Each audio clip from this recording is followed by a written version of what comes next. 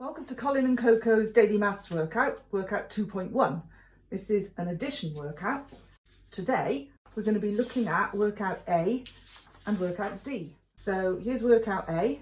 So we can see at the top, it's just this top bit of the page here. And we're thinking about adding two two-digit numbers.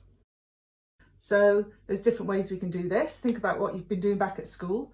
For example, you might think about using a number line and counting on. So if I was going to do, let's do a different one. Say I was going to do 16 add 13.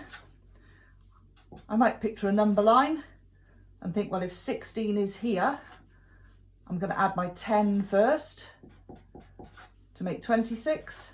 And then I'm going to add my 3 using my known facts. If I know 6 and 3 are 9, then if I add another 3 here, it's going to be 29. So that's one way you might do it. You might also do it by thinking about your 10s and 1s. Maybe you think we could represent 16 as 1 10 and 6 1s. So we could be thinking about our 10s and 1s columns, like this. So if I'm now adding 13, I'm adding another 10 and I'm adding another 3. Let's just make that line a bit longer. So all together, what have I got? Well, I've got 9 1s and I've got 2 10s. So I've got 2 10s and 9 1s. Okay, so there's different ways we can work it out. The idea is to complete these as quickly as you can. Use another piece of paper for jottings like I have, and then come back and see how you've got on. So here's the answers to the addition workout you've just done. All right, so have a look at your answers, maybe press pause, zoom in, check your answers against mine and see how you've got on. If there are any that are different, just have a little check, see what happened. Okay, then come back and we'll learn again.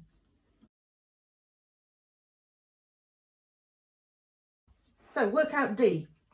Workout D each week is going to be a game, okay? So for this game, we need 2 sets of 1 to 9 cards. There's a set of cards at the back of the pack that you could maybe print off, or you could draw your own, make your own to use.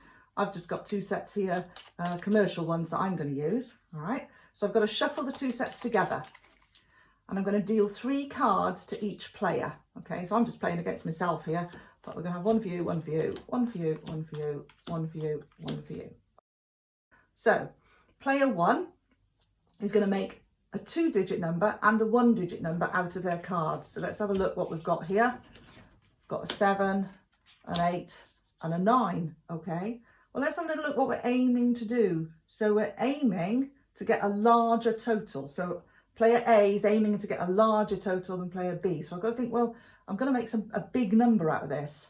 All right, so think, okay, if I make 98, and then I'm going to add my single digit to it.